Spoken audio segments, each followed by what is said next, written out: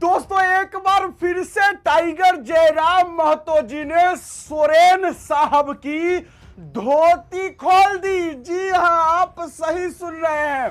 Tiger Jairam Mahato जी ने सदन में जो सवाल सोरेन साहब से पूछा, सोरेन साहब तो बोल ही नहीं पाए, उनके पास जवाब ही नहीं था। बेचारे सोरेन साहब जी अरे बोल ही नहीं पाए।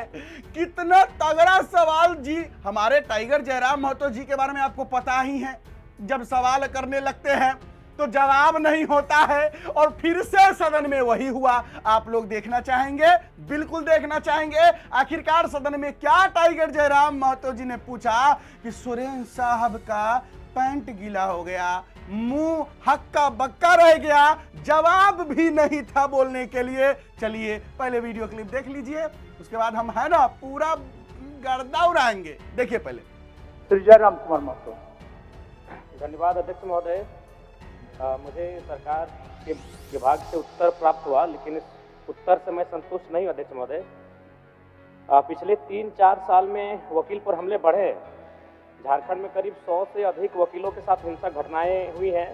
जिला अदालत और हाईकोर्ट के अधिवक्ता भी हमले के शिकार हुए हैं। रांची के अधिवक्ता राम प्रवेश सिंह, जमशेदपुर में अधिवक्ता प्रकाश यादव, तमाड़ में अधिवक्ता मनोज झा, चतरा के अधिवक्ता जगन्नाथ पंडित की हत्या हो चुकी है। लेकिन इस प्रश्न का उत्तर अस्वीकारात्मक आया है अध्यक्ष महोदय। इतना असंवेदनशील सरकार कैसे हो सकती है? तो मेरा पूरक प्रश्न है, मंत्री महोदय बताने की कृपा करेंगे कि उक्त वकीलों की हत्या हुई है या नहीं हुई है? माननीय मंत्री। अध्यक्ष महोदय, माननीय सदस्य का जो प्रश्न है, जिस पर सरकार की ओर से स्पष्ट जवाब दिया गया है, जिन अधिवक्ताओं का उन्होंने अभी जिक्र कर रहा है, उनका अभी तक सरकार के पास ऐसे कोई प्रतिवेदन रिपोर्ट और विभागीय स्तर पर प्राप्त नहीं है। दूसरा कुछ पूछ रहा है? अध्यक्ष महोदय, मुझे मालूम था कि मंत्री महोदय के द्वारा कुछ ऐसा ही कहा जाएगा कि उन्हें लिखित शिकायत नहीं मिली है, लेकिन ये संवेदनशील विषय है अध्यक्ष महोदय। इससे पूरा राज्य परिचित है कि इस प्रकार की घटनाएं घटी हैं और घटती हैं। और साथ ही अध्यक्ष महोदय, मेरा दूसरा प्रश्न था, जिसमें सरकार के माध्यम से उत्तर आया है कि न्यासी समिति के द्वारा उन्हें 7,000 रुपये का भुगतान किया जाता है।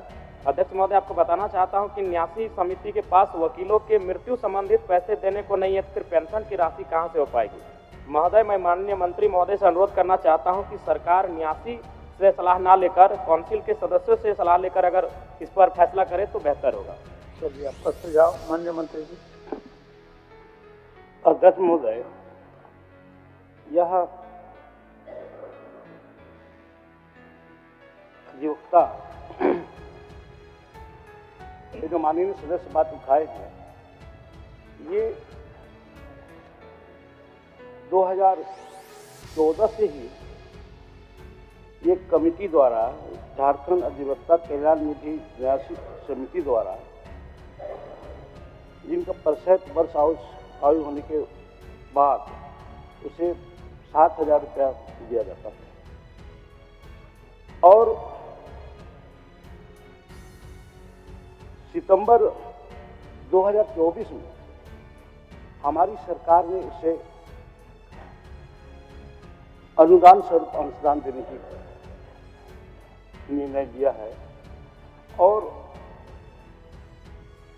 ये विधि विभागीय संकल्प सज्ञापन 2151 जे दिनांक 18/9/24 द्वारा झारखंड अधिवक्ता कल्याण निधि समिति के द्वारा उन्हें गए 7,000 रुपये प्रति माह पेंशन के समतुल्य राशि के बराबर वित्तीय वर्ष 2024-25 हेतु 1,60,00,000 रुपये मात्र का अनुदान भुगतान झारखंड अधिवक्ता कल्याण निधि न्यासी समिति को करने की स्वीकृति प्रदान कर दी है। महोदय, ये जो है अभी सरकार की ओर से वो समिति को जमा कर दिया गया है, उनका भी नहीं मिला है, लेकिन उसको बहुत जल्द मिल जाएगी। चलिए 14,000 दोनों किस्म की साथ 14,000 मिल जाएगी। अध्यक्ष महोदय, 1 मिनट आपको सहयोग करना है। चलिए राज्य में ये क्या हो रहा है अध्यक्ष महोदय? रांची जिला अंतर्गत चान्हो में जिस तरह से आनंदशील आश्रम में अच्छा, आप साधु- उनका प्रश्न समाप्त होने अध्यक्ष दीजिए। महोदय, प्रश्न ये बहुत बड़ा विषय है अध्यक्ष समझ महोदय। रहे हैं। साधु और उनके आप साथ उनका दो सहयोगी को उनका समाप्त होने वहाँ दीजिए। पर अध्यक्ष महोदय, उनका प्रश्न आश्रम में कोई धन दौलत नहीं होता अध्यक्ष महोदय। ओ। इंटेंशन क्या है? इंटेंशन हत्या का है, आप लूट माननीय का है। सदस्यों का प्रश्न आज को देखिए बाधित अध्यक्ष न महोदय। करें माननीय सदस्य, उसके बाद सूचना रखिए, आपको मौका देंगे हम। आसन की ओर से आपको पूर्ण स्वतंत्रता दी जाएगी। उनका प्रश्न होने दीजिए। बीच में इंटरप्ट करना बहुत ठीक नहीं है। उसके बाद अब बोलिए, हमको दिक्कत नहीं है। चलिए। अध्यक्ष महोदय, मेरा एक प्रश्न था कोर्ट में फी बढ़ोतरी को लेकर, जिसमें सरकार ने कहा है कि 2001 से कोर्ट फीस में कमी की गई है, जबकि वास्तविकता है कि एक ही बार में कोर्ट फीस में एक पिटीशन पर 5 रुपए का टिकट लगता था, उसे 20 रुपए कर दिया गया है। ये तर्क संगत नहीं है। बगल के बिहार राज्य में भी कोर्ट फीस का स्ट्रक्चर है, उसे भी देखा जा सकता है वहाँ किस तरह से यह प्रक्रिया अपनाया गया है। उसी तरह सक्सेशन केस में दावा करने के मूल्य का 10% राशि लिया जा रहा है। जो काफी गरीब लोग हैं वो अपना पैसा भी कोर्ट फीस के अभाव में कोर्ट में दावा नहीं कर पा रहे। अध्यक्ष महोदय,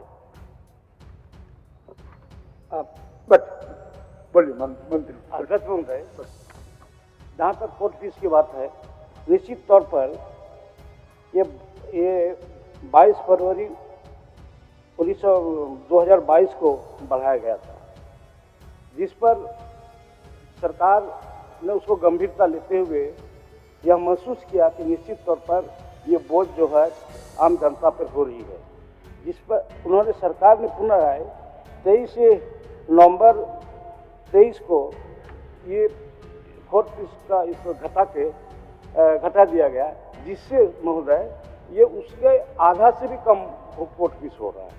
चलिए धन्यवाद। माननीय सदस्य राज सिन्हा जी, अब बोलिएगा। राज सिन्हा जी 1 मिनट। आप सूचना अब हो गया जयराम जी, 1 मिनट दे दीजिए मौका। बोलिए अंतिम बोलिए। सेकंड अध्यक्ष महोदय, राजस्थान में एडवोकेट प्रोटेक्शन एक्ट लागू है और मध्य प्रदेश में भी सरकार इसके लिए अध्यादेश ला चुकी है। मैं सरकार से मांग करती हूँ कि झारखंड में भी एडवोकेट प्रोटेक्शन एक्ट लागू किया जाए। चलिए। अब बताइए आप लोग ही, क्या सोरेन साहब, हमारे जो रामदास सोरेन जी थे, उनके पास जवाब था? बोल पाए? नहीं ना।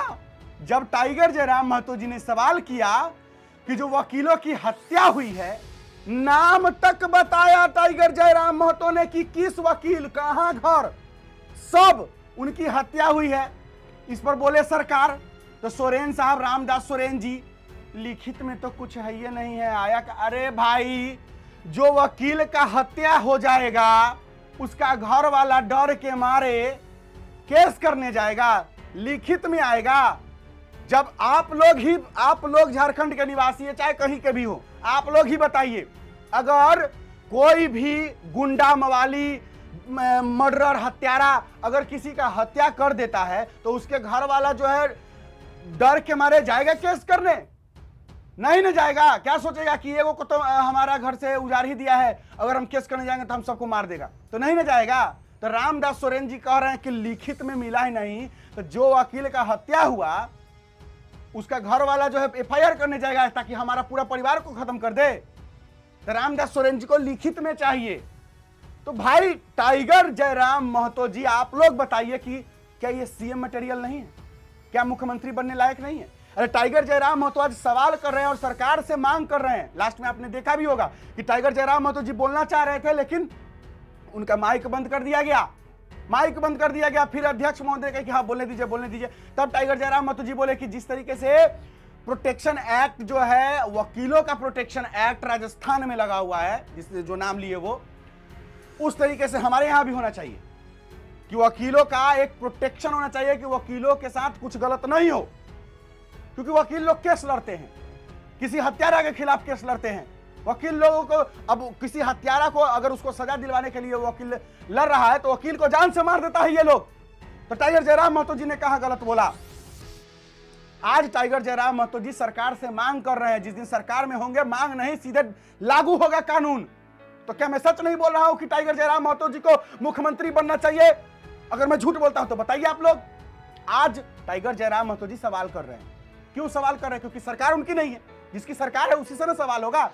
तो सरकार से आज वो सवाल पूछ रहे हैं, लेकिन अगर वो सरकार में है, अगर उनकी सरकार है तो सवाल क्यों पूछेंगे? वो तो डायरेक्ट कानून बनाएंगे, ये होगा, ये होगा, ये से होगा, इससे होगा। सुरेंद्र साहब का तो सिट्टी पिट्टी गुल हो गया, बोल ही नहीं पाए। अरे आप लोग देखे ना जी, जब सवाल किए टाइगर जयराम महतो जी बोल ही नहीं पाए, इन्ने उन्ने का बात करने लगे। कुछ देर तक उनका मुंह से आवाजों नहीं निकला था, आप लोग देखे होंगे। तो भाई टाइगर जयराम महतो जी छोड़ने वाले तो नहीं। जब वो बाहर सदन के बाहर जनता के बीच में ये हमारे नाजिर जी हो, चाहे कोई भ्रष्टाचार अधिकारी हो, दलाल हो, कोई हो, जब उसको छोड़ ही नहीं रहे हैं तो किसको छोड़ देंगे? ये बात तो टाइगर जयराम महतो जी को भी पता है कि नीचे से सिर्फ जो है नहीं होता है कोई चीज, ऊपर में भी सेटिंग होता है। ऊपर मतलब वही जहां जान रहे, समझ रहे हैं। छोड़ने वाले टाइगर किसी को नहीं है। मुख्यमंत्री हो, मंत्री हो, डीएम हो, एसडीएम हो, एसपी हो, छोटापन में हो, बीडीओ हो, कोई हो, सीओ हो, कोई हो, जो भ्रष्टाचार करेगा, दलाली करेगा, गलत काम करेगा, जनता को लूटेगा, गरीबों को मूर्ख बनाएगा, गरीबों का हक मारेगा, उसको टाइगर जयराम महतो माफ नहीं करेंगे। और ये बात आप लोगों को भी पता है और आप लोग तो देख ही रहे होंगे। दोस्तों 2-3 दिन से वीडियो नहीं बना सका क्योंकि मैं अपने घर पे नहीं था, सूरत गया था एक काम के सिलसिले में, फिर सूरत से फिर मुंबई जाना पड़ा। ट्रेन का सफ़र 3 दिन बहुत ज़्यादा थका हुआ था और कल रात को ही आया हूं और अभी फटाक से आपको वीडियो दिया हूं। तो आपसे उम्मीद इतनी है कि वीडियो शेयर कीजिए, वीडियो को लाइक कीजिए और कमेंट बॉक्स में लिखिए, क्योंकि जिस तरीके से मेहनत मैं आपके लिए करता हूं तो आप लोग भी हमें प्यार दीजिए, चैनल को सब्सक्राइब कीजिए। ये सब करने से हमें अच्छा लगेगा तो हम और आपके लिए अच्छी जोस बनाएंगे। चलिए, उम्मीद है कि आप हमारा बात जरूर मानेंगे। आज के लिए बस इतना ही, फिर मिलते हैं नेक्स्ट वीडियो में। तब तक के लिए मुझे दीजिए इजाजत। जोहार, जय हिंद।